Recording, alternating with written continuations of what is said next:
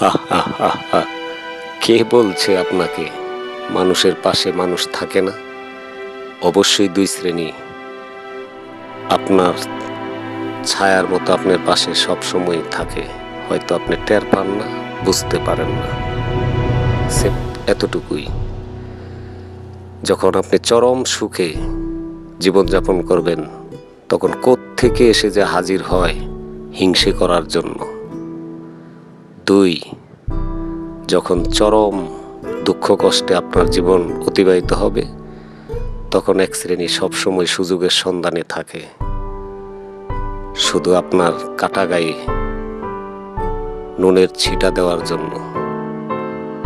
এদেরকে আপনি ইচ্ছা করলেও ত্যাগ করতে পারবেন না, যেমন পারেন না নিজের ছায়াকে ত্যাগ করতে।